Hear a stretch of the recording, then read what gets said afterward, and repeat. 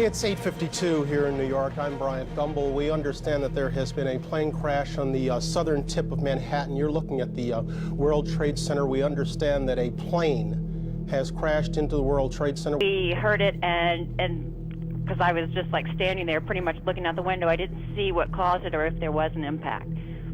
So you have no idea right now? There's another one. Another plane just hit. Right, oh my God, another plane has just hit. It hit another building, flew right into the middle of it. Explosion. My God, it's right in the middle of the building.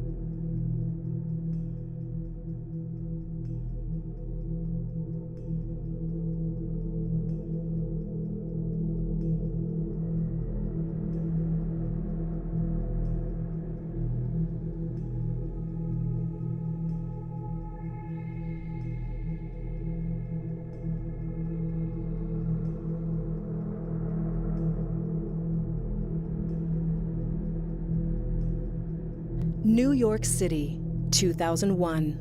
No tall building had ever collapsed primarily due to fire.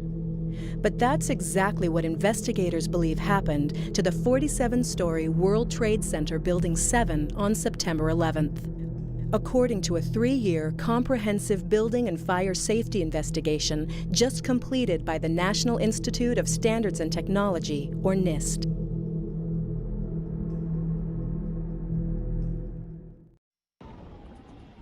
Man, you hear this bullshit they be talking every day, man. It's like these motherfuckers is just like professional liars, you know what I'm saying? It's wild. Listen, Bin Laden didn't blow up the projects. It was you, nigga. Tell the truth, nigga. Bush knocked down the tower. Tell the truth, nigga. Bush knocked down the tower. Tell the truth, nigga. Bin Laden didn't blow up the projects. It was you, nigga. Tell the truth, nigga. Bush knocked down the tower. Tell the truth, nigga. Bush knocked down the tower. I pledge no allegiance, nigga, fuck the president's speeches. I'm baptized by America and covered in leeches. The dirty water that bleaches your soul and your facial features, drowning you in propaganda that they spit through the speakers. And if you speak about the evil that the government does, the Patriot Act to track you to the type of your blood. They try to frame you and say you was trying to sell drugs and throw a federal indictment on niggas to show you love. blood. This shit is run by fake Christians, fake politicians. Look at their mansions and look at the conditions you live in. All they talk about is terrorism on television. They tell you to listen, but they don't really tell you their mission. They funded Al-Qaeda and now they blame the Muslim religion. Even though Bin Laden was a CIA tactician, they gave him billions of dollars and they funded his purpose. Fahrenheit 9/11, that's just scratching the surface. Bin Laden didn't blow up the projects. It was you, nigga. Tell the truth, nigga. Bush knocked down the tower. Tell the truth, nigga. Bush knocked down the tower. Tell the truth, nigga. Bin Laden didn't blow up the projects. It was you, nigga. Tell the truth, nigga. Bush knocked down the tower. Tell the truth, nigga. Bush knocked down the tower. They say the rebels in Iraq still fight for Saddam, but that's bullshit. I'll show you why it's totally wrong. Cause if another country invaded the hood tonight, it'd be warfare through Harlem and Washington Heights. I wouldn't be fighting for Bush or white America's dream. I'd be fighting for my people's survival and self-esteem. I wouldn't fight for racist churches from the South, my nigga. I'll be fighting to keep the occupation out, my nigga. You ever clock someone who talk shit or look at you wrong? Imagine if they shot at you and was raping your moms. And of course Saddam Hussein had chemical weapons. We sold them that shit after Ronald Reagan's election. Mercenary contractors fighting a new era. Corporate military banking off the war on terror. They controlling the ghetto with the fear of attack, trying to distract the fact that they engineering the crack. So I'm strapped like Lee Malvo, holding a sniper rifle. These bullets will touch your kids, and I don't mean like Michael. Your body be sent to the morgue, stripped down and recycled. I fire on house niggas that support you and like you, cause innocent people get murdered in the struggle daily, and poor people never get shit and struggle daily. This ain't no alien conspiracy theory, this shit is real, written on a dollar underneath the Masonic seal. I don't rap to dead presidents. I'd rather see the president dead. It's never been said, but I set precedents. Bin Laden didn't blow up the projects. It was you, nigga. Tell the truth, nigga. Bush knocked down the tower. Tell the truth, nigga. Bush knocked down the tower. Tell the truth, nigga. Bin Laden didn't blow up the projects. It was you, nigga. Tell the truth, Shady nigga. Records was 80 seconds away from the tower. Some cowards fought with the wrong building. They meant to hit ours. To hit ours. To hit ours. To hit ours. To hit ours.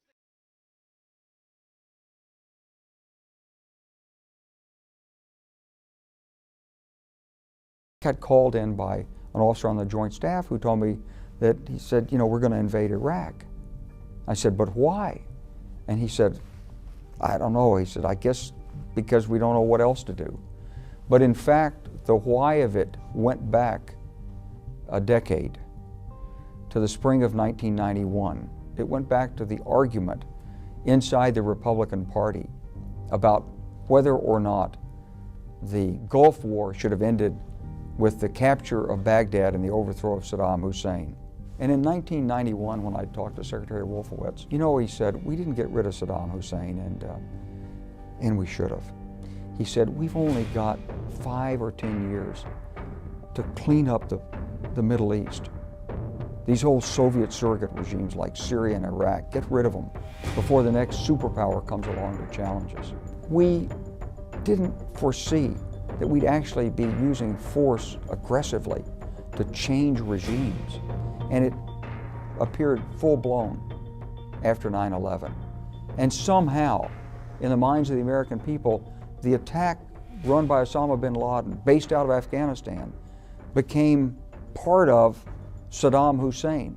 And to retaliate and make sure that, and it was phrased in many different ways. There was effort in the intelligence community to prove that Saddam Hussein had somehow been connected to the strikes in New York and against the Pentagon. And then there was the idea that, well, but he might have some weapons of mass destruction, biological, chemical, nuclear weapons that he could give to terrorists, despite the fact that Saddam Hussein and Al-Qaeda couldn't have been further apart in terms of working together as allies. Now, if you put them under enough pressure, maybe, you know, they would team up against the United States, but we created that pressure against Saddam Hussein for our own reasons. What were those reasons? We've never really heard. There was no single reason. There was, yes, there were some weapons of mass destruction possibly that were still there, but we'd had 10 years for the UN Special Commission. We'd had the strikes, Operation Desert Fox in December of '98, taking out all the sites that we knew about then through intelligence. Maybe there was some unaccounted for scuds that they said had been fired in training. Maybe yes, maybe no. Maybe there was some material that you could, culture material that you could grow bioweapons in, but there wasn't much that I knew of. And I'd been reading all the intelligence until I retired. So I began to see that, and I thought back to the conversation with Wolfowitz, and I thought what I'd been told inside the Pentagon, and I began to smell something that didn't smell right. My fellow citizens, at this hour, American and coalition forces are in the early stages of military operations to disarm Iraq, to free its people, and to defend the world from grave danger. On my orders, coalition forces have begun striking selected targets of military importance to undermine Saddam Hussein's ability to wage war. These are opening stages of what will be a broad and concerted campaign. More than 35 countries are giving crucial support, from the use of naval and air bases, to help with intelligence and logistics, to the deployment of combat units. Every nation in this coalition has chosen to bear the duty and share the honor of serving in our common defense. To all the men and women of the United States Armed Forces now in the Middle East, the peace of a troubled world and the hopes of an oppressed people now depend on you. That trust is well placed. The enemies you confront will come to know your skill and bravery. The people you liberate will witness the honorable and decent spirit of the American military. In this conflict, America faces an enemy who has no regard for conventions of war or rules of morality. Saddam Hussein has placed Iraqi troops and equipment in civilian areas, attempting to use innocent men, women, and children as shields for his own military, a final atrocity against his people. I want Americans and all the world to know that coalition forces will make every effort to spare innocent civilians from harm. A campaign on the harsh terrain of a nation as large as California could be longer and more difficult than some predict. And helping Iraqis achieve a united, stable, and free country will require our sustained commitment. We come to Iraq with respect for its citizens, for their great civilization, and for the religious faiths they practice. We have no ambition in Iraq except to remove a threat and restore control of that country to its own people. I know that the families of our military are praying that all those who serve will return safely and soon. Millions of Americans are praying with you for the safety of your loved ones and for the protection of the innocent. For your sacrifice, you have the gratitude and respect of the American people. And you can know that our forces will be coming home as soon as their work is done. Our nation enters this conflict reluctantly, yet our purpose is sure. The people of the United States and our friends and allies will not live at the mercy of an outlaw regime that threatens the peace with weapons of mass murder. We will meet that threat now with our Army, Air Force, Navy, Coast Guard, and Marines, so that we do not have to meet it later with armies of firefighters and police and doctors on the streets of our cities. Now that conflict has come, the only way to limit its duration is to apply decisive force. And I assure you, this will not be a campaign of half measures, and we will accept no outcome but victory. My fellow citizens, the dangers to our country and the world will be overcome. We will pass through this time of peril and carry on the work of peace. We will defend our freedom. We will bring freedom to others, and we will prevail. May God bless our country and all who defend her. It was just over 90 minutes beyond President Bush's deadline for Saddam Hussein to leave Iraq that U.S. warships and planes, there were F-117 stealth bombers involved, launched the opening salvo of Operation Iraqi Freedom. The attack came in waves, cruise missiles, followed by the F-117 stealth bombers with so-called bunker-busting bombs. Their target, a bunker believed to be sheltering what are called top leaders of the Iraqi regime. Now, this is what it looked and sounded like in Baghdad.